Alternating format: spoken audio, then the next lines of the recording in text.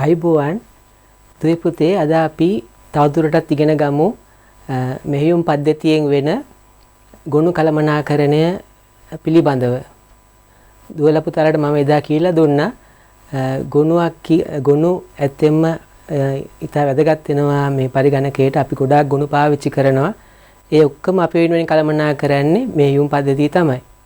එතකොට ගොනුවකට අවශ්‍ය ඉඩ ප්‍රමාණය ලබා දෙන්න ඕනෙත් මෙහෙයුම් පද්ධතියම තමයි. එතකොට පරිශීලකයෙක් ඇවිල්ලා මොකක් හරි වැඩක් කරලා ගොනුවක එයා ගබඩා කරන්න යනකොට මෙහෙයුම් පද්ධතිය තමයි වැඩේ බාර අරගෙන ඒ ගොනුව එයාට ගබඩා කරලා දෙන්නේ. එතකොට අපි ඉගෙන ගත්තා එදා ගොනුවකට අවශ්‍ය ඉඩ ලබා දෙන මෙහෙයුම් පද්ධතිය. එහෙම ඉඩ ලබා දෙන විදි ඇත්තම තුනක් තියෙනවා. එකක් තමයි contiguous allocation කියන එක. contiguous allocation කියන්නේ යාබද විභාජනය. ඒ කියන්නේ එක දිගට ඉඩ ලබා දීම ගුණයක් සඳහා. එතකොට අපි ඒකේ ගොඩක් දුරට ඉගෙන ගත්තා. අද අපි තවදුරටත් ඉගෙන ගමු. ඒක ගැනයි ඊට පස්සේ අනිත් ක්‍රමයක් තියෙනවා සබැඳි විභාජනය ගැනත් ඉගෙන ගමු. ඒ කියන්නේ linked allocation ගැනත් ඉගෙන ගමු. එතකොට එදා මම කියලා දුන්නා වගේ contiguous allocation එකේ යාබද විභාජනයේ ඔයාලා දන්නවා එක දිගට තමයි ගුණයට අවශ්‍ය කොටස් මෙහෙයුම් පද්ධතිය ලබා දෙන්නේ. එතකොට ඒකේ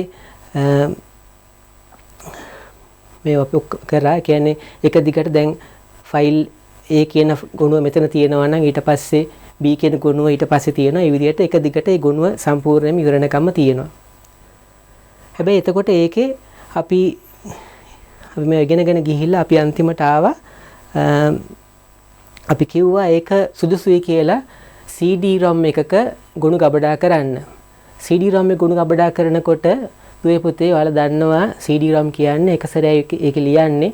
එතකොට ඒකේ කිසි ප්‍රශ්නයක් නැහැ. ගොනු මකා දමන්න ප්‍රශ්නයක් නැහැ. එයා ලියනකොට දන්නවා මේ ඒවා මට ලිවිය යුතුයි කියලා. එතකොට එයාට හරි ලේසියෙන් එක දිගට ඒවා කොටස් දීගෙන යන්න පුළුවන් මෙහෙයුම් පද්ධතියට ඒ ගොනු වලට. ඒතර CD-ROM එකක ගොනු ගබඩා කිරීම සඳහා ඒ යාබද විභාජනය ඉතා උදව් වෙනවා. ඒක හොඳ ක්‍රමයක් ඇත්තටම. එතකොට දුවේ පුතේ තව මේ එතකොට අපි එදා ඉගෙන ගත්තා contiguous allocation එකේ එක දුර්වලතාවයක් තියෙනවා. මොකක්ද ඒ දුර්වලතාවය තමයි අර fragmentation කියන එක. කියන්නේ ඛණ්ඩීකරණය. ඒ කියන්නේ අපි එක දිගට ගබඩා කරන් ගිහිල්ලා මොකක් හරි ෆයිල් එකක් මැද තියෙන මැද ගුණයක් අපි මකා දැම්මොත් එහෙම ඒ ඉඩ අපිට ඉතුරු වෙනවා. ඒ වගේ එහෙම ගොඩාක් තැන් වල මකා දාපුවාම තැන් වල පොඩි ගොඩවල් ඉතුරු වෙනවා හිස් අවකාශ. හරි. එතකොට ඒ හිස් අවකාශය කියන්නේ external fragmentation ඛණ්ඩීකරණය එක දුර්වලතාවයක් contiguous allocation වල තියෙන. තව දුර්වලතාවයක් තමයි දුවේ පුතේ මේ ක්‍රමය දෙන්නේ නැහැ ගොනු වල ප්‍රමාණය වෙනස් කරන්න. It does not provide for dynamic file sizes. හරි. ඒ කියන්නේ ගොනු වල ප්‍රමාණය වෙනස් කරන්න වුණොත් එහෙම කියන්නේ අපි සාමාන්‍යයෙන් දන්නවනේ අපි මොකක් හරි පදන් සැකසුමේ එක ගොනුවක් හදාගෙන පහුවදා ඇවිල්ලා ඒක ඕනනම් තවත් ලොකු කරනකොට ඒකට ගොනුව තව ලොකු වැඩක් ඕනේ. එතකොට ඒ වගේ වැඩක් කරන්න මේක එච්චරම සුදුසු නෑ. මොකද එතකොට ප්‍රශ්නයක් වෙනවා ඉතුරු ඉඩ ටික කොහෙන්ද එයා දෙන්නේ කියන එක. If a file is stored in some contiguous set of blocks and data is added to the end of the file, then either ඊට පස්සේ තව ඒ ගුණුවට දත්ත දාන්න ඕන නම් එතකොට එක්කෝ එක විකල්පයක් තමයි කොහේ හරි තියෙන තව ඉඩ තියෙනවා නම් එක දිගට දාන්න එතනම දාගන්න පුළුවන් ප්‍රශ්නයක් නැහැ. හරි. The next contiguous physical block on the storage device must be made available. තව ඉඩ තියෙන ප්‍රශ්නයක් නැහැ. ඒ කියන්නේ නතර කරව තැනින් ඉඳන් තව ඉස්සරහට ඉඩ තියෙනවා ප්‍රශ්නයක් නැහැ. හැබැයි ඉඩ නැත්තම් තමයි ප්‍රශ්නේ. එතකොට the entire file must be copied to a large group of unallocated contiguous blocks. ඒ කියන්නේ එහෙම නැත්තම් ඉඩ නැත්තම් ඒ සම්පූර්ණ ගොනුවම වෙන තැනකට අමුතුවෙන් දාගන්න වෙනවා. හැබැයි දුවේ පුතේ අර එදා මම කිව්වා වගේම එදා මම කිව්වා මේ contiguous allocation වල කියවීම පාසුයි කියලා කියවන්න. මොකද එක දිගට තියෙන්නේ. එතකොට මොකක් හරි ගොනුවක් කියවනකොට එක දිගට කියවන් ගියාම හරි. ඒ වගේම මේකේ ලිවීමත් පාසුයි ඇත්තටම. Writing is also fast. Just like quicker reading, contiguous allocation also allows the respective device driver to also write to an entire file in a short amount of time. ඒ කියන්නේ හොය ඉන්න ඕනේ නෑ නේද පුතේ කෙලිම එක දිගට ලියන් යන්න පුළුවන්. එක දිගට මේක දිගට ගබඩා වෙන හින්දා. එතකොට දෙයි පුතේ දැන් මම දුව පුතාට කියලා දෙන්න යන්නේ CD-ROM එකක් ගත්තම CD-ROM එක ගොනු ගබඩා වෙන විදියක් ගැන තමයි කියලා දෙන්න යන්නේ. දුවලා පුතාලගේ විෂය නිර්දේශයේ මෙහෙමම කියලා නැහැ. ඒක නිසා ඒ වුණාට මේ වගේ දේ දැනගන්න එක දුවලා පුතාලට හොඳයි. මොකද එතකොට අර විෂය නිර්දේශයේ තියෙන දැනුම ඉගෙන ගන්න පහසු වෙනවා මේ වගේ දේ දැනගත්තම අපි. හරි. එතකොට දුවේ පුතේ දැන් ISO 9660 කියන්නේ සම්මත CD-ROM ගොනු පද්ධතියක්. එතකොට ඒ ගොනු පද්ධතියේ මුල් කොටස් 16 තියලා තියෙන CD-ROM නිෂ්පාදකයාට එක්කෝ ඒ ඉඩ ප්‍රමාණය යට පුළුවන් CD-ROM manufacturer could use this area to provide a bootstrap program to allow a computer to be booted. ඒ කියන්නේ පරිගණක පටන් ගන්න අවශ්‍ය ඒ bootstrap program එක මෙතන තියාගන්න පුළුවන් ඕනේ නම්. හරි. ඒ කියන්නේ මුල් කොටස් 16 මුල් blocks 16 තමයි ඒඩ වෙන් කරලා තියෙන්නේ. ඊට පස්සේ 17 වෙනි block එක කොටස දුවේ පුතේ. ඒකට කියන්නේ primary volume descriptor. මූලික volume descriptor එකක් තමයි ඒක. ඒක තියෙනවා දුවේ පුතේ මේ CD-ROM එක ගැන වැදගත් තොරතුරු ගොඩක්. උදාහරණ වශයෙන් මේ CD-ROM එක හැදුවේ කවුද කියන එක තියෙනවා. ඊට අමතරව මේකේ block size එක තියෙනවා. කොටස් වල විශාලත්වය කොටසක විශාලත්වය තියෙනවා. ඊට අමතරව දුවේ පුතේ මේකේ තියෙනවා කොච්චර කොටස් ගණනක් තියෙනවද කියලා number of blocks on CD-ROM. ඊට අමතරව මේකේ තියෙනවා CD-ROM එක හදපු දවස. ඊට අමතරව තියෙනවා දුවේ පුතේ අර මූල නාමාවලිය තියෙනවනේ මොකක් හරි ගොනු නාමාවලිය එක කියන්නේ data structure එක root folder එක තියෙනවනේ මූල වගේ. එතකොට ඒකේ ඒ ගැන තොරතුරු තියෙන directory entry එක තියෙනවා. directory entry කියන්නේ මොකක් හරි ගොනු නාමාවලියක් ගැන තොරතුරු කියවන තැන. තොරතුරු ලියවිච්ච තැන. හරි. එතකොට මේ රතු පාටින් මම දක්වලා තියෙන්නේ ඒක තියෙන දුවේ පුතේ මේ 17 වෙනි කොටසේ. හරි. මම දුවල පුතාට කිව්වා වගේ මේවා විෂය නිර්දේශයේ මෙහෙමම කියලා නෑ. ඒක නිසා ගොඩාක් දුවල පුතාලා බය වෙන්න එපා. මේවා දැකලා ඒ වුණාට මේවා දැනගන්න එක හොඳයි. දුවල පුතාලාගේ විෂය නිර්දේශයේ තියෙන ඒ විෂය කරුණු ඉගෙන ගන්න.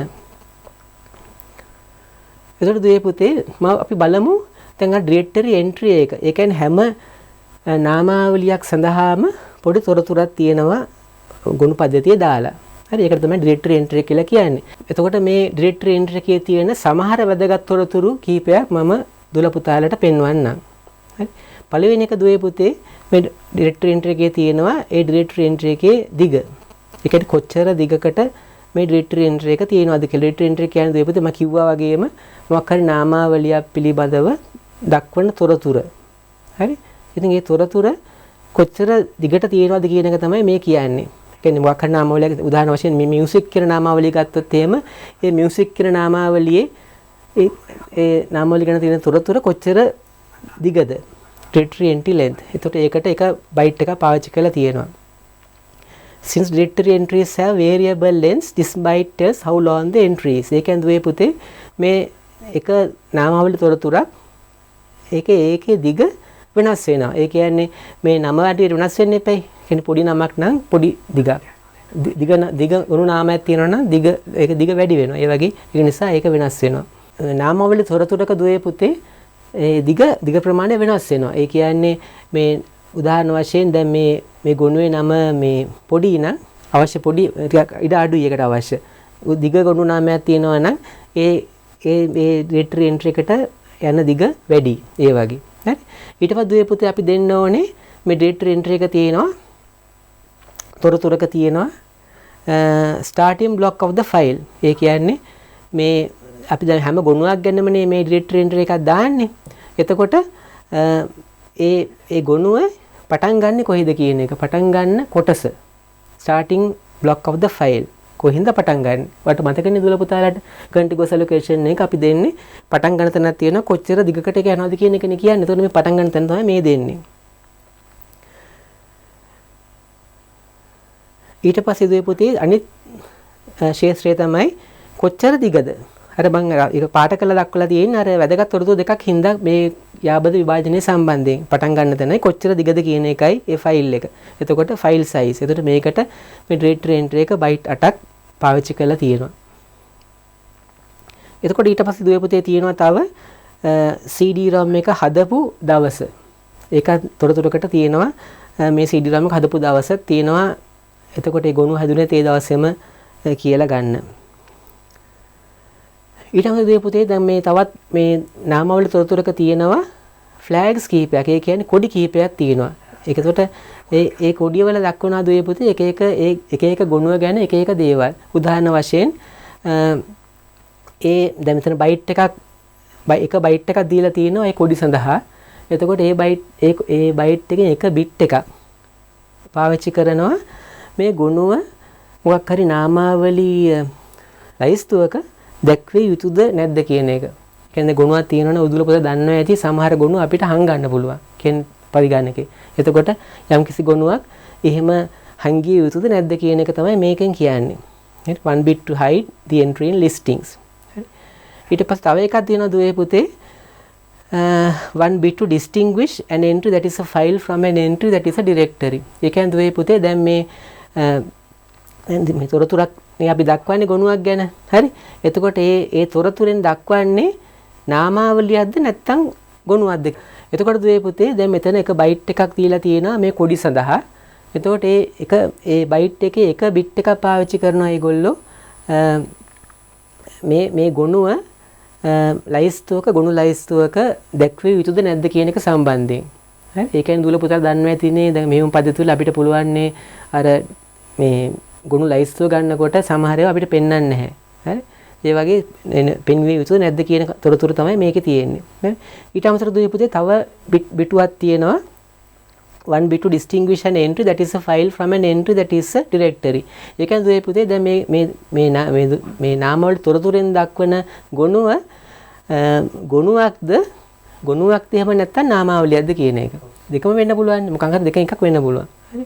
ඒ කියන්නේ මේකෙන් දක්වන්නේ මේ තොරතුරෙන් දක්වන්නේ ගොනුවක්ද එහෙම නැත්නම් නාමාවලියක්ද කියන එක. හරි. ඊට පස්සේ දුවේ පුතේ තව එකක් තමයි one bit to mark the last entry in a directory. ඒ කියන්නේ දැන් මේ දුර පුතා දැන් මේ උදාහරණය ගත්තොත් මේ මූල නාමාවලි මේ නාමාවලි view මෙතන දැන් මූල නාමාවලිය තියෙන්නේ. එතකොට ඒකේ තියෙනවා දුවේ පුතේ මෙතන මේ තව නාමවල තියෙනවා music කියලා තියෙනවා. ඊට පස්සේ ගොනුවක් තියෙනවා මේ my file කියලා. හරි. එතකොට මේකෙන් පස්සේ මේ නාමාවලියේ ගොනු නැහැ. එතකොට මේ my file කියන එක දක්වනකොට ඒක එයා කියන්න ඕනේ මේක තමයි මේ නාමාවලියේ තියෙන අන්තිම තොරතුර කියලා. හරි. one bit to mark the last entry in a directory. ඒ කියන්නේ මොකක් හරි නාමාවලියක තියෙන අන්තිම තොරතුර දක්වනකොට ඒ බිට් එක අපි මොකක් හරි එකක් ඇටිට දක්වන්න ඕනේ. ඊට අමතරව තවත් මේ කොඩි තියෙනවා මම දැක්වලා නැහැ සංකීර්ණ හින්දා මම වැඩි ඒ සංකීර්ණතා අඩු කරන්න ඒක ඊටු ටික මම දක්වන්නේ නැහැ. ඊට පස්සේ දුවේ පුතේ දැන් මම කියලා දෙන්නේ මේ අර ISO 9600 CD-ROM එකේ තියෙන ඒකේ නාමාවලි තොරතුරක තියෙන වැදගත් ශේෂ්ඨ කීපයක් ගැන. තව එකක් තමයි දුවේ පුතේ CD-ROM number එක. CD-ROM එකේ අංකය. හරි. ඒ කියන්නේ tells in which CD-ROM the file is located. ඒ කියන්නේ මොන දැන් මේ ගොනුව තියෙන්නේ මොන CD-ROM එකේද කියන එක. හරි මොන සංගත තැටියද කියන එක තමයි එකෙන් කියන්නේ. හරි. ISO 9600 support CD-ROM sets with as many as මෙතන සෑහෙන ගාණක් ඒ ISO 9600 එක ඉඩ දෙනවා මේ CD-ROM තියාගන්න.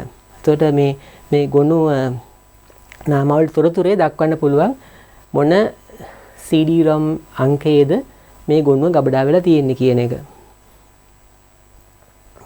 ඊට අමතරව දුවේ පුතේ තවත් ශේෂ්ත්‍ර කීපයක් තියෙනවා. එකක් තමයි අනිත් එක තමයි ෆයිල් නේම් සයිස් එක. ඒ කියන්නේ මේ ගොනු නාමයේද මේ තොරතුරෙන් දක්වන ගොනුවේ නාමයේ දිග. File name size. size of the file name in bytes. හරි? ඒක. හරි? ඊට අමතරව දුවේ පුතේ තව එකක් තියෙනවා. ඇත්තෙම ගොනු නාමය ෆයිල් නේම්. හරි? ඒතර මේකට බයිට් 4 ඉඳන් 15 දක්වා වෙන් කරලා තියෙනවා. එතකොට ඒක රේන්ජ් එකක් තියෙනවා පුතේ. පරාසයක් තියෙනවා. මොකද මම කලින් කිව්වා වගේ ඒ කෙටි ගුණ නාම තියෙනකොට යන අවශ්‍ය ඉඩ ප්‍රමාණය අඩුයිනේ. දිග ගුණ නාම තියෙනකොට අවශ්‍ය ඉඩ ප්‍රමාණය වැඩි. ඒක නිසා ඒක වෙනස් වෙන්න පුළුවන්. නේ? ඊට පස්සේ there are restrictions in the choice of symbols and the length of the base name and the extension to make every computer can handle every file. එතකොට මේ සම්මතයේ දුවේ පුතේ දැන් මේ ගුණ නාමයක් දෙනකොට හැම අකුරක්ම දෙන්න බෑ. එතකොට ඒගොල්ලන්ගේ සම්මක් හරි ඒකේ පොඩි අඩු කිරීමක් තියෙනවා. මොකක් හරි පරාසයක විතර දෙන්න පුළුවන් කියලා. ඒකට හේතුව හැම පරිගණකයෙම මේ CD-ROM කියවීම හැකියාව දිය යුතු හින්දා. හරි. ඊට අමතරව දුවේ පුතේ තව එකක් තියෙනවා. අන්තිම එක තමයි padding field. padding field කියන්නේ පුතේ is used for every directory to be an even number of bytes. ඒ කියන්නේ තව දැන් මේකේ මේ අලුත් ගොනු තොරතුරක් වෙනම මේ තැනකින් පටන් ගන්න වෙනම මේ ඉරට්ටේ සංඛ්‍යාවකින් පටන් ගන්න පොඩි padding එකක්. ඒ කියන්නේ දාලා තියෙනවා මේ එතකොට අනිත් එක පටන් ගන්න ඉරට්ටේ ගුණ නාමයකින් ඉරට්ටේ කොටස් නාමයකින් වගේ වෙන්න. හරි? එතකොට දැන් අපි බලමු දැන් මේ දැන් ඩිරෙක්ටරි එකක් ගත්තම ඒ ඩිරෙක්ටරි එකේ තියෙනවානේ ෆයිල්ස්. දැන් මේක ගත්තම මේකේ තියෙනවා මේ නාමාවලිය තියෙනවා මියුසික් කියන නාමාවලියක් තියෙනවා. ඊට අමතරව my file කියන ගොනුවක් තියෙනවා. ඊට අමතරව මියුසික් කියන නාමාවලිය ඇස්සේ තව ගොනු දෙකක් තියෙනවා. හරි? එතකොට දැන් මේ ගොනුව පිළිබඳ විස්තර දෙන මේ නාමාවලිය පිළිබඳ විස්තර දෙනකොට දැන් මේක ගැනත් විස්තර තියෙන්න ඕනේ, මේක ගැනත් විස්තර තියෙන්න ඕනේ. එතකොට ඒවා දක්වනකොට entries within a directory, ඒ කියන්නේ නාමාවලියක් ඇතුලේ තියෙන තොරතුරු දක්වනකොට ගොනුවල එයා දක්වන්නේ මේ alphabetical order එකට දක්වන්නේ. ඒ කියන්නේ අක්ෂර වින්‍යාස අනුව තමයි දක්වන්නේ. ඊට අමතරව හැබැයි හැම නාමාවලි තොරතුරක් සඳහාම වැඩිපුර තොරතුරු දෙකකුත් තියෙනවා. ඒ කියන්නේ first entry is for the directory itself. ඒ කියන්නේ ඒ නාමාවලියටම එක තොරතුරක් තියෙනවා. ඊට අමතරව දෙය පුතේ තව තොරතුරක් තියෙනවා ඒ නාමාවලියේ මව් නාමාවලියට. ඒ කියන්නේ දැන් music කියන එක තියෙන මෙතනනේ. ඒකේ මව් නාමාවලිය තමයි මෙතන parent directory එක. එයා කාගේ යටතේද ඉන්නේ කියන එක. මව් නාමාවලිය. හරි? එතකොට the second one is a parent. හරි? එතකොට there is no explicit limit to the number of entries in a directory. ඒ කියන්නේ දුවේ පුතේ දැන් මේ ISO 9600 වල මොකක් හරි එක නාමාවලියක් ගත්තාම ඒකේ තියෙන්න පුළුවන් ෆයිල්ස් උයි ඩිරෙක්ටරිස් වල ගානේ මොකක් හරි ඒකේ උපරිම ඒ කියන්නේ ඒක සීමාවක් නැහැ ඇත්තටම. there's no explicit limit. ඒ වුණාට දුවේ පුතේ මේ යන්න පුළුවන් ගැඹුර ඒගොල්ලෝ සීමා කරලා තියෙනවා මේ සරල කරගන්න මේ වැඩේ. හරි? කියන්නේ දැන් මෙතන levels තියෙනවනේ දෙකක්. ඒ වගේ levels කීයකට යන්න පුළුවන්ද කියන එක විතරක් ඒගොල්ලෝ සීමා කරලා තියෙනවා. ගොඩාක් සංකීර්ණ නොකරන්න මේ පද්ධතිය. හරි? අපි පොඩි උදාහරණයක් ගමු පුතේ.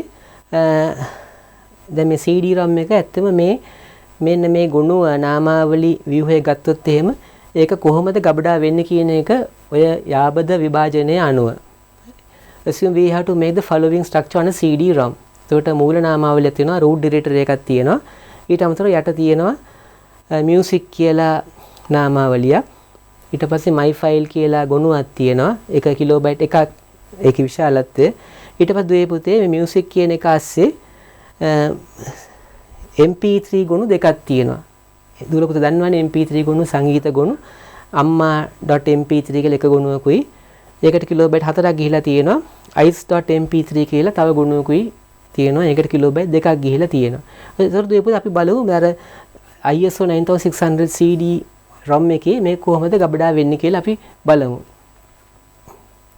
එතකොට මෙන්න මේ වගේ තමයි දුවේ පුතේ ගබඩා වෙන්නේ. මම ඇදලා තියෙනවා. එතකොට දුවේ පුතේ දැන් මෙතන පෙන්වන්නේ 16 වෙනි කොටස 16 වෙනි බ්ලොක් එක. හරි. එතකොට දුවේ පුතේ මතක ඇතිනේ අර CD ROM එකේ සම්මතයේ මුල් බ්ලොක්ස් 16ම ඒගොල්ලෝ වෙන් කරන්න CD ROM නිෂ්පාදකයාටනේ. එතකොට ඒක අපි පාවිච්චි කරන්නේ නැහැ. ඒකට දුවේ පුතේ මෙතන 17 වෙනි කොටස තමයි primary volume descript එක. එතකොට ඒකේ තියෙනවා දුවේ පුතේ අර අන්තිමට කියපු මම අන්තිමට පෙන්වන්නේ මේ මූල නාමාවලි තොරතුරු තියෙනවා. ඒ කියන්නේ root directory එක සම්බන්ධයෙන් තොරතුරු තියෙනවා. හරි. එතකොට දුවේ පුතේ මම මේ රූප සටහනේ දක්වන්නේ නාමාවලි තොරතුරු එක මම තුල පුතාට ගොඩක් ඉගෙනනවානේ. ඒකට මෙතන කීපයයි දක්වන්නේ මේක රූප සටහන සරල කරන්න මම. හරි. මම දක්වන්නේ මුලින්ම දක්වන්නේ location of the file. ඒ කියන්නේ මොන කොටසේද මේ ගොනුව තියෙන්නේ කියන එක. location of the file තමයි මුලින්ම තියෙන්නේ. හරි. දෙවෙනියට තියෙන්නේ ගොනුවේ ප්‍රමාණය, විශාලත්වය. ඒකට බ්ලොක් කොටස් කීයක් යනවාද කියන එක තමයි දෙවෙනියට තියෙන්නේ. තුන්වෙනියට තියෙන දුවේ පුතේ තුන්වෙනියට තියෙන්නේ whether file is a directory or not. ඒ කියන්නේ මේකෙන් දක්වන්නේ ගොනුවක්ද එහෙම නැත්නම් නාමාවලියක්ද කියන එක. හරි. ඊට පස්සේ අනිත් එක තමයි දුවේ පුතේ හතරවෙනි එක මම දක්වන්නේ with the last entry in a directory. ඒ කියන්නේ නාමාවලියක තියෙන අන්තිම තොරතුරුද කියන එක තමයි එකෙන් දක්වන්නේ. හරි. ඊට පස්සේ අන්තිමටම දුවේ පුතේ මම දක්වන්නේ ගොනු නාමය, file name. හරි. ඒ දුවේ පුතේ දැන් මුලින්ම මෙතන පෙන්වන 17 වෙනි කොටසේ primary volume descript එකේ අන්තිමටම තියෙනවා මූල නාමාවලි තොරතුරු. හරි. එතකොට ඒකේ මූල නාමාවලිය කියන්නේ අර කලින් මේ view මෙන්න මේ නාමාවලිය ගැන තියෙන තොරතුරු තමයි ඒකේ තියෙන්නේ. root directory එක ගැන. හරි. එතකොට දුවේ පුතේ ඒක පටන් ගන්න කොහෙන්ද? ඒ තොරතුරු පටන් ගන්න 18 වෙනි කොටසෙන්. ඒ කියන්නේ මෙන්න මේ කොටසෙන් තමයි ඒක පටන් ගන්න. හරි. එතකොට දෙවෙනිට මම දක්වන්නේ ඒක කොච්චර විශාලද? හරි. මේ location of file. හරි. ඊට පස්සේ දැන් මේ දක්වන්නේ මූල නාමාවලිය ගැන තොරතුරුනේ. එතකොට ඒ තොරතුරු දක්වන ප්‍රමාණය කොච්චරද? එතකොට කොටස් හතරක් ඇත්තට මම පාවිච්චි කරලා තියෙනවා. 1යි 2යි 3යි 4යි. කොටස් හතරක්. හරි. එතකොට ඊට පස්සේ මම දක්වන්නේ with the file is a directory or not. ඒ කියන්නේ මෙන්න මේ නාමාවලිය ගොනුවක්ද නාමාවලියක්ද කියන එක. එතකොට මේක ගොනුවක් මේ නාමාවලියක් නේ බුදුවේ පුතේ. එතකොට මේක මම එකක් කියලා දක්වනවා. පිට එක එකයි. එතකොට දුවේ පුතේ අපි බලමු දැන් මෙතන මේ මූල නාමාවලිය ගැන තොරතුරු කොහොමද තියෙන්නේ කියලා. එතකොට දැන් මුලින්ම තියෙන්නේ මේ මූල නාමාවලිය ඒ තොරතුරේ තියෙන්නේ ඒ තොරතුර පටන් ගන්නෙ කොහින්ද කියන එක. හරි.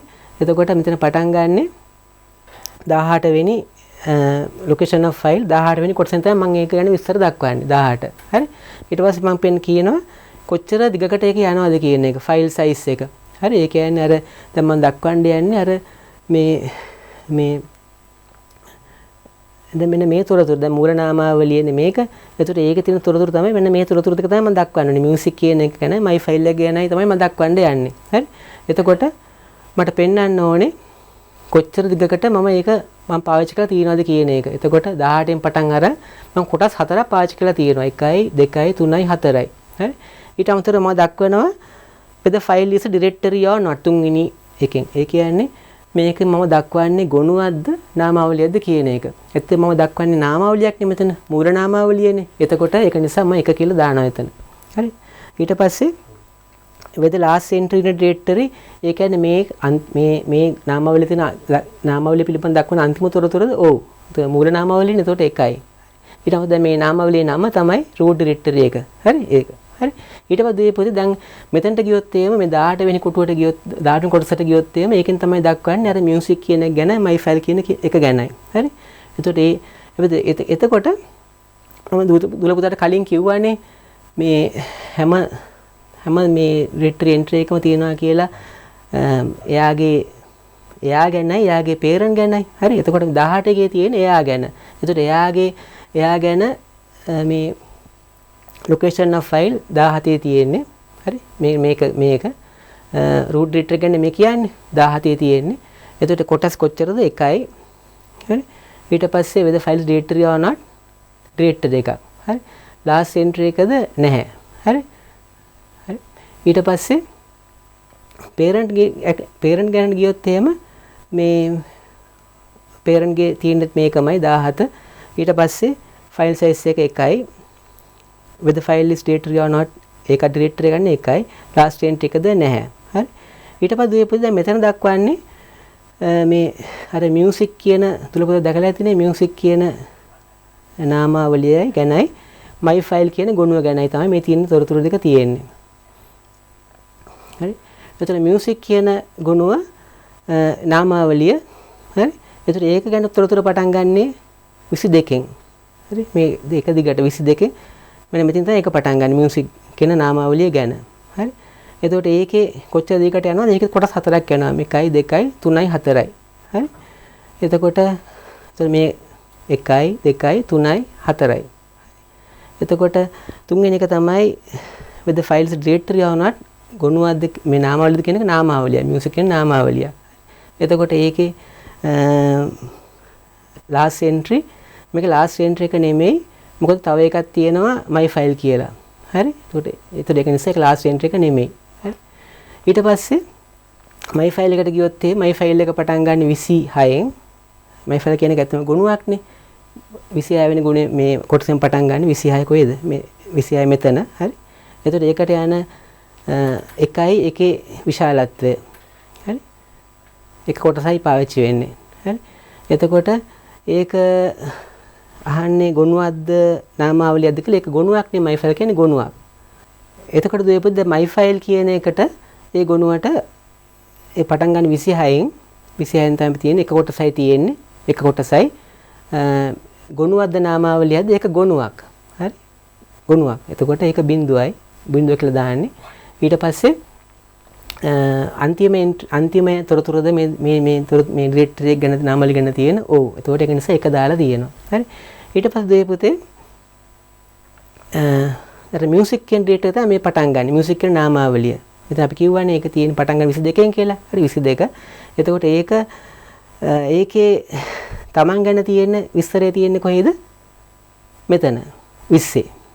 හරි? තමන් ගැන තියෙන විස්තරය තියෙන්නේ 20. එතකොට තමන් ෆයිල් සයිස් එක කොච්චර සයිස් එකක් තියෙනවද? ඒකට එකයි යන්නේ. හරි? ඊට පස්සේ with the files directory or not ඒක directory එකයි. හරි?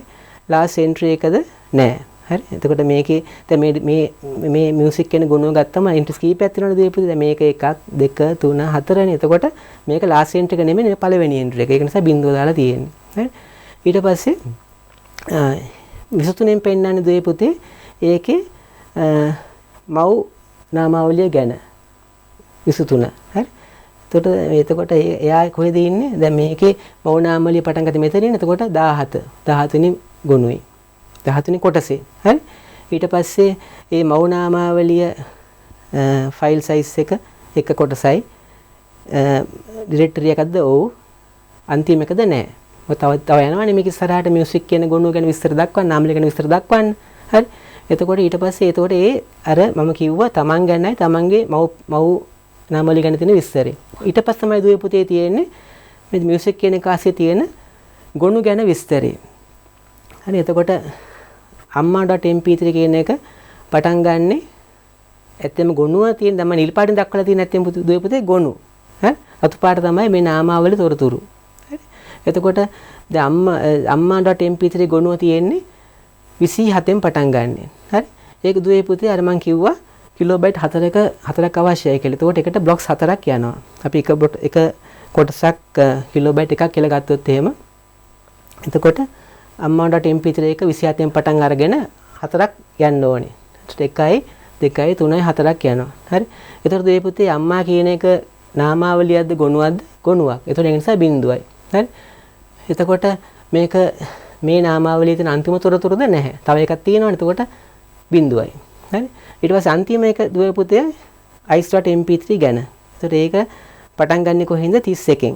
නේ? දුවේ පුතා බලන්න දැන් මේ ගොනු ගබඩා වෙන්නේ එක දිගට. හරි. මුලින්ම my file ඊට පස්සේ amma.mp3 එකට කොටස් 4ක් යනවා. ඊට පස්සේ ආයේ ice.mp3 කොටස් 2ක ගොනුවක්. කොටස් 2 නෙමෙයි. ඔව් මේ කොටස් 2ක ගොනුවක්. හරි. එතකොට මේ ice.mp3 කියන මේ තොරතුරේ තියෙන්නේ පටන් ගන්න 31කින් විශාලත්වය 2යි කොටස් 2ක් යනවා. ඊට පස්සේ ඒක ගොනුවක්ද නාමාවලියක්ද? ඒක ගොනුවක්. ඒක නිසා බිඳුවයි. හරි. අන්තිම තොරතුරද මේ දැන් මේ ගොනුවේ තියෙන අන්තිම තොරතුර. ඒක නිසා එකට එකයි. හරි. ඒ නිසා තමයි එහෙම තමයි ස්ටෝර් වෙන්නේ මේ ගබඩා වෙන්නේ මේ CD ROM එක අර මම කියපු ගොනු ව්‍යුහය. හරි. දුවලා පුතාලා බලන්න. දැන් මේකේ මම දුවලා පුතාලා මේක සංකීර්ණ රූපයක්. ඒ වුණාට මම හිතනවා දුවලා පුතාලට මේකෙන් තේරුම් යනවා ඇති කියලා.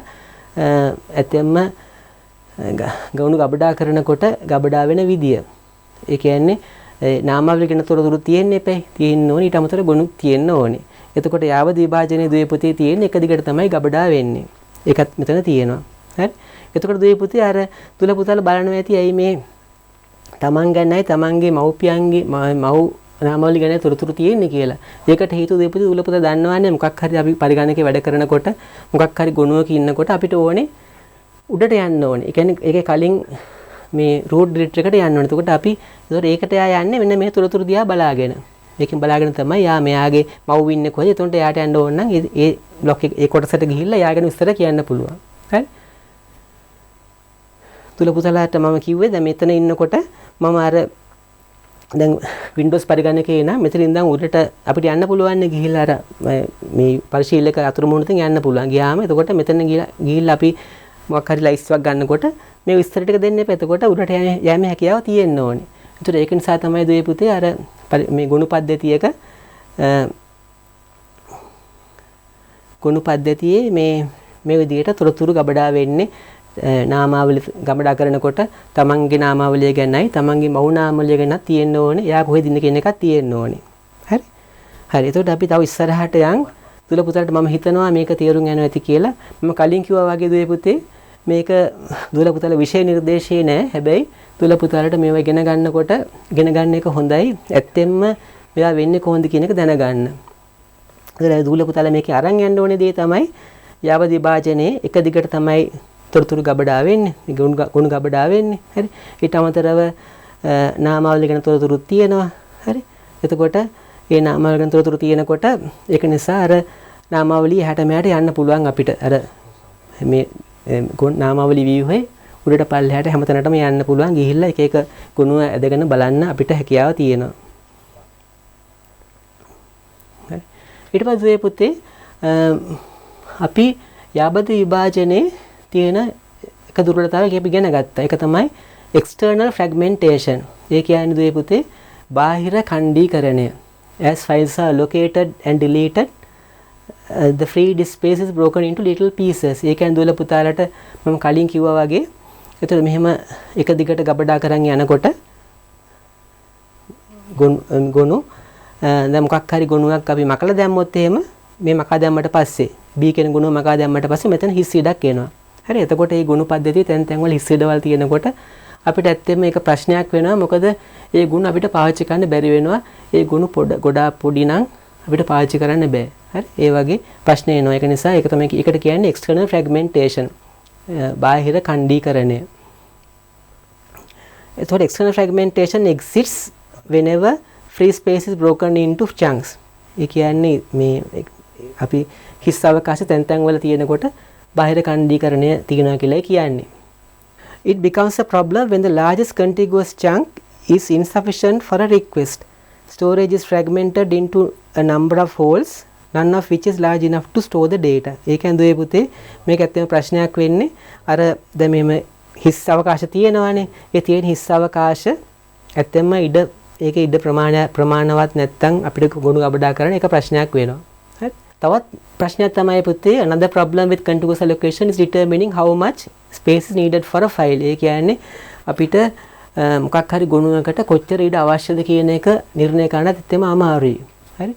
ඒ කියන්නේ පටන් ගන්නකොට අපි දන්නේ නැහැ නේද පුතේ කොච්චර ඉඩ අවශ්‍යද කියලා. When the file is created, the total amount of space it will need must be found and allocated.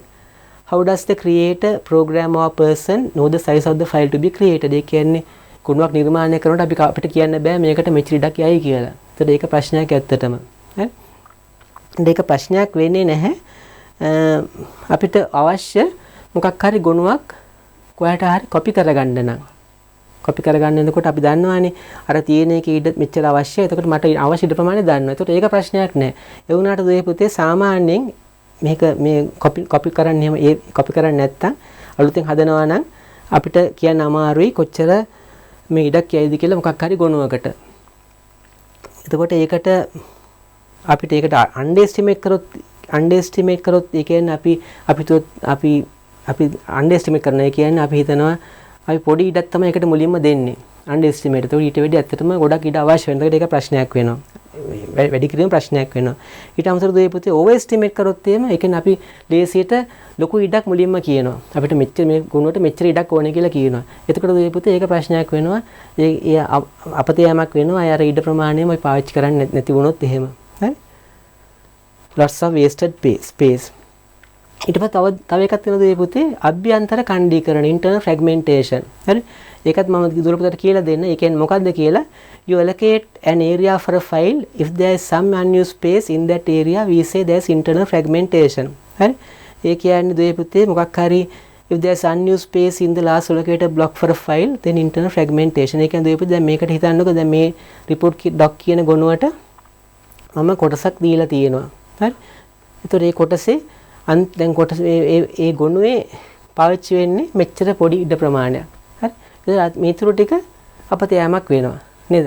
මේ එතකොට ඒකට කියන්නේ අභ්‍යන්තර ඛණ්ඩීකරණය. ඒ කියන්නේ ගොනුවකට අපි දෙනවා මොනක් හරි කොටසක් දුන්නාම ඒ කොටසේ සම්පූර්ණ ඉඩ ප්‍රමාණයෙන් පාවිච්චි වෙන්නේ නැත්නම් එතන තියෙනවා අභ්‍යන්තර ඛණ්ඩීකරණයක් තියෙනවා. හරි? එතකොට දීපුත අපි තව එකක් ඉගෙන ගමු. දැන් අපි CD-ROM මේක සාමාන්‍යයෙන් ගුණ පද්ධතියේ ව්‍යුහය ඉගෙන ගත්ත කොහොමද තියෙන්නේ කියලා. මේක සාමාන්‍ය ඩිස්ක් එක තියෙන ගුණ පද්ධති ව්‍යුහයක්. හරි? එතකොට දීපුත දැන් ගුණ ඩිස්ක් එකක් ගත්තොත් එහෙම මුලින්ම තියෙනවා master boot record එක. ඩිස්ක් එකේ මුලින්ම තියෙන master boot record MPR කියන එක. හරි? එතකොට ඊට පස්සේ තියෙනවා partition table එක. partition කියන්නේ දීපුතේ අපිට මේ මොනක ඩිස්ක් එකක් ගත්තොත් මේක එක එක ප්‍රදේශ වලට partitions වලට වෙන් කරන්න පුළුවන්. partition. හරි? එතකොට මේ තියෙන එක එක ප්‍රදේශ. හරි? එතකොට ඇත්තටම එක එක මේ ප්‍රදේශ වල අපිට partition කරගත්තට පස්සේ දීපුතේ අපිට මේ එක එක partition එකේ එක එක මෙහෙයුම් පද්ධති දාගන්න පුළුවන්. දූලපොත දන්නවා ඇතිනේ දූලපොතලගේ සමහර පරිගණක වල තියෙනවා Windows උත් තියෙනවා Linux උත් තියෙනවා. එතකොට ඒක මේ partition කළා තමයි තියෙන්නේ. එතකොට එක partition එක ප්‍රදේශයක තියෙන්නේ ගුණ කියන්නේ Windows මෙහෙයුම් පද්ධතිය අනිත් ප්‍රදේශයේ තියෙන්නේ Linux මෙහෙයුම් පද්ධතිය. එතකොට මේ එක ප්‍රදේශයක් ගත්තොත් එහෙම දුවේ පුතේ එක partition එකක් ගත්තොත් එහෙම ඒකේ දුවේ පුතේ එක පිළිවෙලකට තමයි දත්ත තියෙන්නේ. මුලින්ම තියෙන දුවේ පුතේ boot කාණ්ඩය boot block එක තමයි තියෙන්නේ. හරි? ඊට පස්සේ තියෙනවා super block කියන එක. ඊට පස්සේ තියෙනවා free space management. මම දූල පුතාලට ඉදිරි පාඩම කියලා දෙන්න මේ free space manage කරන්නේ කොහොමද කියලා. ඒ කියන්නේ මෙහෙයුම් පද්ධතිය දැනගන්න ඕනේ මේ ඩිස්ක් එකේ හරි කොහේ හරි ඔය ඒ ගබඩා කරන තැන තියෙන හිස් ඉඩ දැනගන්න ඕනේ. කොහෙද හිස් අවකාශ තියෙන්නේ කියලා එයාට මොකක් හරි මේ ගුණයක් ගබඩා කරනකොට. ඒකට ඒක සඳහා එයාට ක්‍රමවේදයක් තියෙන්න ඕනේ. හරි? ඊට අමතරව දුවේ පුතේ මෙතන තියෙනවා අර මේ ෆයිල්ස් කොහෙද තියෙන්නේ කියන එක මේ inodes කියන්නේ ඒකයි. ඒක මම දුරපත ඉස්සරහට කියලා දෙන්න. ඊට පස්සේ දුවේ පුතේ තව වැදගත් එකක් තමයි මේ partition එක මුලින්ම තියෙන දුවේ පුතේ අර root directory එක ගැන. root directory කියන්නේ මූල නාමාවලිය ගැන විස්තර තියෙන්න ඕනේ. හරි? එතකොට ඒකක් තියෙනවා. හරි? එතකොට මූල නාමාවලිය කියන දුලපත දන්නවනේ අර උඩම තියෙන එක. එතකොට ඒකේ ඒකේ යට තියෙන්නේ මොනවද කියලා තියෙන්න ඕනේ. හරි? ඊට අමතරව දුවේ පුතේ ඊට පස්සේ පටන් ගන්නේ files and directories. ඊට පස්සේ දිගටම තියෙන්නේ ගොනුයි නාමාවලි. ඒවල එකතුවක් තමයි තියෙන්නේ. ගොනු නාමාවලි දිගටම තියෙනවා. ඒතකොට ඒකේ හැම එකක්ම ගොනුවක් වෙන්න පුළුවන් නාමාවලියක් වෙන්නත් පුළුවන්. හැබැයි අර මූල නාමාවලිය ගැන විස්තර වෙනම තමයි තියෙන්නේ. වෙනම ඉස්සරහා තියෙනවා තොරතුරක් හැටියට. එතකොට මම ඔය එක එක ගැන කිව්වොත් ඒ master boot record එකේ මුලින්ම තියෙන එක is used to boot the computer. පරිගණකයක් පටන් ගන්න මේ ඩිස්ක් එකේ තියෙන master boot record එක පාවිච්චි කරන්න පුළුවන්. ඊට පස්සේ දුවේ පුතේ අර partition table එක මම කිව්වනේ දෙවෙනිට තියෙන partition table එක මේක. ඒකේ දුවේ පුතේ තියෙන්නේ පොඩි වගුවක් වගේ තියෙනවා එක එක ප්‍රදේශ ගැන විස්තර දාලා partition ගැන විස්තර දාලා. ඒ කියන්නේ මොකක් හරි partition එකක් පටන් ගන්නෙ කොහෙන්ද ඉවර වෙන්නේ කොහෙන්ද කියන කතන්දර ටික ඒකේ තියෙනවා.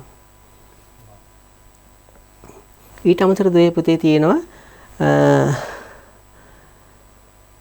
this table හරි ඊට අමතරව තියෙනවා boot block එකකුත් තියෙනවා හරි ඊට පස්සේ දුවේ පුතේ තියෙනවා partition table එක. ඒ කියන්නේ ප්‍රදේශ ගැන පොඩි වගුවක් තියෙනවා. හරි ඒ වගුවේ තියෙනවා දුවේ පුතේ අර එක එක ප්‍රදේශයේ පටන් ගන්නෙ කොහෙන්ද ප්‍රදේශ ඉවර වෙන්නේ කොහෙන්ද කියන කතන්දරේ එතන තියෙනවා.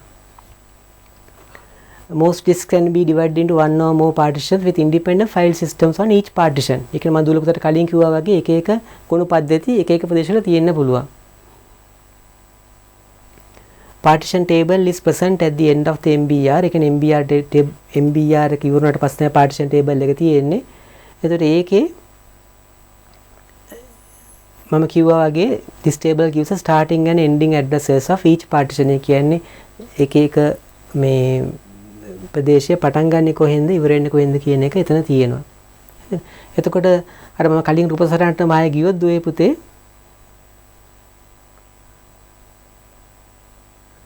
එතන මේකේ අපි MBR එක ගැන කිව්වා partition table එක ගැන කිව්වා ඊට පස්සේ මේක ප්‍රදේශයක් ගත්තොත් එහෙම ඒ ප්‍රදේශයේ ASCII තියෙන ඒවා ගැන විස්තරය කිව්වොත් එහෙම දැන් boot block එකක් ගැන මොකක්ද කියලා බැලුවොත් එහෙම boot block කියන්නේ when the computer is booted the BIOS reads and executes the MBR. කියන්නේ MBR එක තමයි මුලින්ම බලන්නේ. ඊට පස්සේ the first thing the MBR program does is locate the active partition read in its first block which is called the boot block and execute it. ඒ කියන්නේ MBR එකෙන් දුවේ පුතේ මුලින්ම එනවා ඊට පස්සේ මේ boot block එකට එනවා අර දැනට active වෙලා තියෙන ප්‍රදේශයේ boot block එකට ඇවිල්ලා ඒක පටන් ගන්නවා. The program in the boot block loads the operating system contained in that partition. එතකොට ඒ boot block එකේ තියෙන program එක ඒ ප්‍රදේශයේ තියෙන මෙහෙයුම් පද්ධතිය තමයි පටන් ගන්නෙ. හරි? එතකොට ඒක තමයි පරිගණකයේ ධාවනය වෙන මෙහෙයුම් පද්ධතිය වන්නේ. Every partition contains a boot block at the beginning though it does not contain a bootable operating system. ඒ කියන්නේ හැම ප්‍රදේශයක්ම පටන් ගන්නකොට boot block එකක් තියෙනවා. ඒ වුණාට ඒක මෙහෙයුම් පද්ධතියක් නැති වුණාට boot block එකක් තියෙන හැම ප්‍රදේශයක් පටන් ගන්නකොටම ඊට පස්සේ මේ පුතේ අර රූපේ තිබුණානේ boot block එකෙන් පස්සේ super block එක.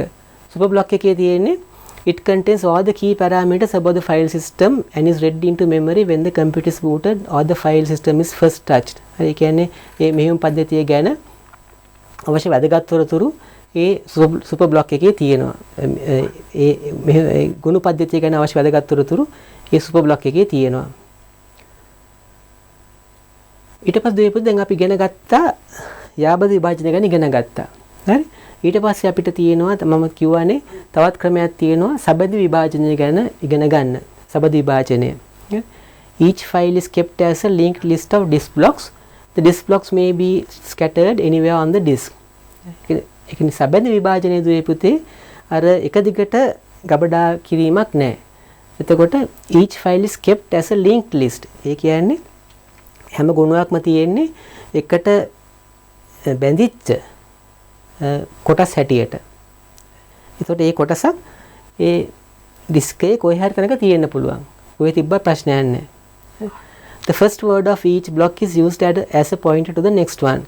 The rest of the block is for data. ඒ කියන්නේ හැම කොටසකම පොඩි කෑල්ලක් පාවිච්චි කරනවා as a pointer to the next one. ඊතුරු අනිත් block එක කොහෙද තියෙන්නේ කියලා කියන්න. අනිත් කොටස කොහෙද තියෙන්නේ කියලා කියන්න. පළවෙනි මේ හැම කොටසෙම පොඩි කොටසක් පාවිච්චි කරනවා. ඒතකොට ඒ කොටස ඉතුරු ටික තමයි දත්ත ගබඩා කිරීම සඳහා පාවිච්චි වෙන්නේ. එතකොට පොඩි ඉඩක් හැම කොටසෙම අපි පාවිච්චි කරන්න ඕනේ අර අනිත් කොටස කොහෙද තියෙන කියන තොරතුරු තියාගන්න. ඒතර මේක ඒ රූපයක් මේ සබඳ විභාජනයේ වෙලා තියෙන ගුණ පද්ධතියක. එතකොට දෙවිපති මෙතන මම කියලා තියෙනවා budget.xls කියලා ගුණයක් තියෙනවා. ඒකේ පටන් ගන්නම කොයිද කියලාත් කියනවා. එතකොට අර root directory එකේ මූල නාමාවලිය දුවේ පුතේ තියෙනවා මෙන්න මේ වගේ එකක්. ඒ කියන්නේ ගුණ නාමය මේකයි පටන් ගන්නෙ කොහෙද? හරි? එතකොට පටන් ගන්නෙ block එක එකයි. එතකොට එකේ මේ තමයි පළවෙනි කොටස. එතකොට එතකොට හැම කොටසෙම මම දුල පුතාලට කිව්වා වගේ තියනවා දුවේ පුතේ. දැන් මේ කොටසෙන් පස්සේ ඒ ගුණය කොහෙද තියෙන්නේ? හරිද? මේ කොටසෙන් පස්සේ මෙතන තියෙන 12 වෙනි කොටස තමයි ඒක තියෙන්නේ. එතකොට මේ budget.xls එක කෑල්ලක් තියෙන්නේ මෙතන. ඉතුරු කෑල්ල තියෙන්නේ මේ 12 වෙනි කොටසේ. හරි? ඊට පස්සේ ඉතුරු කෑල්ල තියෙන්නේ ඒ ගුණේ කොහෙද? 20. 20 වෙනි කොටසේ තමයි තියෙන්නේ ඒකේ ඉතුරු කෑල්ල. ඒ කියන්නේ budget.xls කියන ගුණුව කොටස් තුනක තමයි තියෙන්නේ. එක් කොටසක් මෙතන, අනිත් කොටස මෙතන, අනිත් කොටස මෙතන. එතකොට මෙතන හැම කොටසෙම තියෙනවා ඊළඟ එක්කෙනා කොහෙද ඉන්නේ කියන එකට පොඩි සම්බන්ධතාවයක් ඉඟි කරලා තියෙනවා. එතකොට අන්තිම කොටසේ පොඩි අන්තිම කොටස දුර පුතලා පෙන්නනවා ඒකේ ඍණ එකකින් පෙන්නනවා එතනින් මේ ගුණ ඉවරයි කියන එක. නිමයි කියන එක පෙන්නන ඍණ එකෙන් දාලා. හරි. ඒතකොට ඊට පස්සේ මේ ගුණේ තව එකක් නැහැ. හරි. එතකොට දුවේ පුතේ මෙතන මම දාලා තියෙන මූල නාමාවලිය. එතකොට මේ හැම ගුණයක්ම කලින් කිව්වා වගේ නාමාවලියක් වෙන්නත් පුළුවන්. ගුණයක් වෙන්නත් පුළුවන්. එතකොට අර අදාළ මෙතන මේ නාමාවලියක් නම් මේ වගේ තොරතුරක් තියෙන්න ඕනේ. එතන ඒකේ දාලා. එතකොට ඒකේ අදාළ ගුණ කොහෙද තියෙන්නේ කියන එක කියන ඒ කතන්දරයක් මෙතන තියෙන්න ඕනේ. මේක නාමාවලියක් නම්. හරි.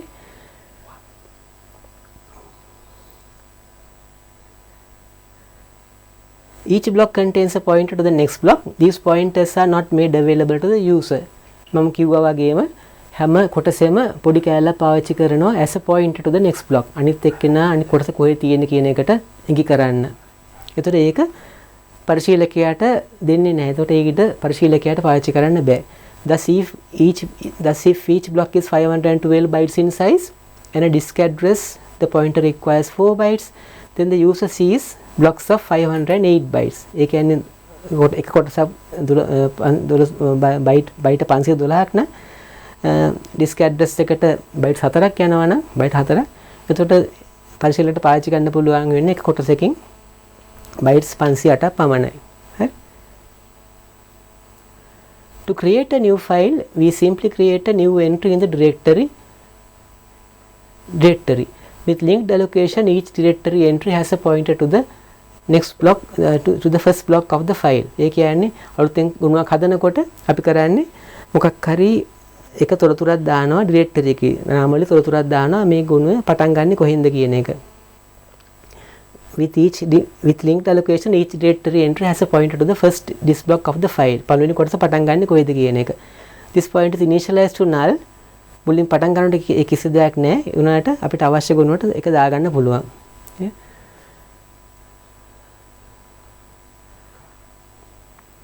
The size field is also set to 0. ඒ කියන්නේ පටන් ගන්නකොට ගුණයේ විශාලත්වය 0 කියලා තමයි ගන්නෙ. A write to the file causes the free space management system to find the free block. ඒ කියන්නේ ඔය ගුණවලට තව කොටසක් එකතු කරමු කියමුකෝ අපි අර මොකද්ද budget.xls ගුණවලට තව කොටසක් එකතු කරන තව අමුතුවෙන් අපි ලියනවා කියමුකෝ. එතකොට ඒකට තව ඉඩ අවශ්‍ය නැහැ. එතකොට මේ අර free space management system එකේ මෙහෙම පද්ධතිය තියෙන. ඒ කියන්නේ හිස් අවකාශ හොයාගන්න පද්ධතියෙන් එයාට පුළුවන් කොහෙද තව කොටස් තියෙන්නේ කියලා හිස් කොටස් දෙන්නේ කියලා බලලා ඒ කොටසත් තෝරගෙන අර අන්තිම කොටසෙන් සම්බන්ධතාවයක් දෙන්න අනිත් එක්කෙනා කොහෙද ඉන්නේ කියන ඒ ඇඩ්‍රස් එක දාගන්න පුළුවන් ඒ කොටසේ. To read a file, එතකොට මේ පුතේ මේක දැන් මේ කියවනකොට to read a file we simply read blocks by following the pointers from block to block. ඒ කියන්නේ මොකක් ගුණයක් කියවනකොට අපි කොටසෙන් කොටස කියවගෙන තමයි යන්නේ. අර පළවෙනි කොටස කියවන ඊට පස්සේ අනිත් කෙනාට ගිහලා ඒ කොටස කියවන ඒවා කියවන් යනවා. එතකොට මේ දැන් මේ සබැඳි විභාජනයේ දුවේ පුතේ අර යාවද විභාජනයේ තියෙන ප්‍රශ්න ඔක්කොම විසඳනවා. හරි. උදාහරණයක් වශයෙන් there is no external fragmentation with linked allocation except for the internal fragmentation in the last block. ඒ කියන්නේ අර බාහිර කණ්ඩීකරණයක් නෑ පුතේ. ඒ කියන්නේ තැන් වල හිස් අවකාශය ඇති වෙන්නේ නැහැ. හරි. එතකොට ඒක ප්‍රශ්නයක් නෑ. එතකොට මොකද හැම හිස් අවකාශයක් පාවිච්චි කරන්න පුළුවන්. එතකොට ඒවා පාවිච්චි කරන්න බෑ කියලා ප්‍රශ්නයක් ඇත්තෙම නැහැ.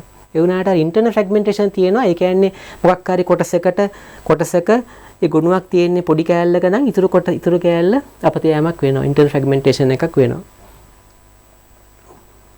Any free block on the free space list can be used to satisfy a request. ඒ කියන්නේ මොකක් හරි හිස් අවකාශයක් කොහෙ තිබුණත් කමන්නේ මොකක් හරි ගුණයකට අවශ්‍ය ඉඩ දෙන්න ඒක පාවිච්චි කරන්න පුළුවන්. the size of a file need not be declared when the file is created. ඒ කියන්නේ ගුණයක් පටන් ගන්නකොට ගුණයක් හදා ගන්නකොට අපි කියන්න ඕනේ මේකට කොච්චර ඉඩ අවශ්‍යද කියලා. A file can continue to grow as long as free blocks are available. Consequently, it is never necessary to compact this space. ඒ කියන්නේ ඒ පද්ධතියේ හිස් අවකාශ තියෙන තාක්කල් ගොනු දික් කරගන්න පුළුවන්. එතකොට ඒකේ දුර්වලතාවයක් තියෙනවා දුවේ පුතේ. It can be used effectively only for sequential access files. ඒ කියන්නේ අර sequential access කියන්නේ දුවේ පුතේ අපි පිළිවෙලකට යන්න ඕනේ. sequential access මුලින් මේකට යනවා ඊට පස්සේ අනිත් එකට යනවා ඊට පස්සේ අනිත් එකට යනවා පේලියට යන්න ඕනේ. එතකොට මේක පාවිච්චි කරන්න පුළුවන් sequential access files වලට විතරයි. ඒ කියන්නේ පටන් අරගෙන දිගටම අර සම්බන්ධතා දිගේ යන්න ඕනේ. හරි. ඒ කියන්නේ මොකක් හරි ගුණයක එක තැනකට ටැග් ගාලා යන්න අපිට හැකියාවක් නැහැ. අර පටන් ගන්න ඉඳන් දිගටම අර සම්බන්ධතා දිගේ යන්න ඕනේ. උදාහරණයක් වශයෙන් to find the ith block of a file we must start at the beginning of that file and follow the pointers until we get to the ith block. ඒ කියන්නේ i වෙනි කොටසට යන්න ඕන නම් පළවෙනි කොටසෙන් පටන් අරගෙන දිගටම යන්න ඕනේ කොටස ගිහිල්ලා i වෙනි කොටසට යන්න ඕනේ. Each access to a pointer requires a disk read and some require a disk seek. හරි. ඒ කියන්නේ අර pointer එකක් බලනකොට දුවේ පුතේ ඒක කියවන්න එපේ. ඒතකොට ඒකටත් එතම වේදමක් කියනවා. හරි. Consequently, it is inefficient to support a direct access capability for linked allocation files. ඒ කියන්නේ ඒක නිසා ඒකට direct access කියන දේ පුතේ sequential නෙමෙයි. ඒකට විරුද්ධ ඒක. direct access කියන්නේ කෙලින්ම මොකක් හරි ෆයිල් ගොනුවක තැනකට යන්න. හරි. එතකොට ඒ මොකක් හරි කෙලින්ම ගොනුවක තැනකට යෑම ඇත්තම අමාරුයි. මොකද මේක පිළිවෙලට යන්න ඕනේ හින්දා. හරි. එතකොට the space required තව දුරලතාවය තමයි දුවේ පුතේ the space required for the pointers. If a pointer requires 4 bytes out of a 512 byte block, then 0.78% of the disk is being used for pointers rather than for information. ඒ කියන්නේ මම කලින් කිව්වා වගේ හැම කොටසකම පොඩි කෑල්ලක් යනවනේ අර අනිත් ලින්ක් එක තියාගන්න. ඒ කියන්නේ සම්බන්ධතාවය තියාගන්න ඉඩ ප්‍රමාණයක් යනවා. ඒක නිසා අපි පොඩි ඉඩ ප්‍රමාණයක් වැය කරන්න වෙනවා ඒවා තියා ගැනීම සඳහා. හරි. එතකොට ඒකට විසඳුමක් තමයි දුවේ පුතේ මේ blocks කොටස් ගොඩක් එකට තියාගෙන ක්ලස්ටර් එකක් හදා ගැනීම. එක ප්‍රදේශයක් හදා ගැනීම. ඒකට ඒ කියන්නේ කොටස් ගොඩක් එකට තියා ගැනීම හදා ගැනීම ඒකට එක විසඳුමක්. හරි. ඒකට දුවේ පුතේ ඒකේ පොඩි ප්‍රශ්නයක් තියෙනවා. ඒ කියන්නේ file system may define a cluster as 4 blocks and operate on the disk only in cluster units. Pointers then use a much smaller percentage of the free disk space. හරි. ඒ කියන්නේ කොටස් කීපයක් එකට තියාගෙන ක්ලස්ටර් එකක් හදා ගන්නවා. එතකොට එයා අර pointers තියෙන ක්ලස්ටර් එකකින් ක්ලස්ටර් එකට. එතකොට ඒක නිසා අර වැය කරන pointers සඳහා වැය කරන ඉඩ ප්‍රමාණයක් අඩු වෙනවා. මොකද්ද ලොකු ඉඩ ප්‍රමාණයක් ක්ලස්ටර් එකකට ගන්න හින්දා. හරි. හැබැයි දුවේ පුතේ ඒක possible increase in internal fragmentation because more space is wasted when a cluster is partially full than when a block is partially full. හරි. ඒත් හැබැයි මේක නිසා මේ අර මේ අභ්‍යන්තර ඛණ්ඩීකරණය වැඩි වෙන්න හැකියාවක් තියෙනවා. මොකද මේ ක්ලස්ටර් එකක් ලොකු ක්ලස්ටර් එකක් දුන්නාම ඒකේ මොකක් හරි ගුණයකට වැය වෙන්නේ පොඩි ඉඩ ප්‍රමාණයක් නම් ගොඩාක් ඉඩ අපත යෑමක් වෙනවා. ඒ නිසා මේ එතන පොඩි දුර්වලතාවයක් තියෙනවා. දුවේ පුතේ අද පාඩම අපි එතනින් නිම කරමු. අපි ඉදිරි පාඩමකදී ඉගෙන ගමු සබැඳි විභාජනය ගැන තවත් දුරටත්. උදාහරණ වශයෙන් ගොනු විභාජන වගුවක් ෆයිල් ලොකේෂන් ටේබල් එකක් භාවිතා කිරීම ගැන අපි ඉගෙන ගමු. ඔබ සමට ස්තුතියි. ආයුබෝවන්.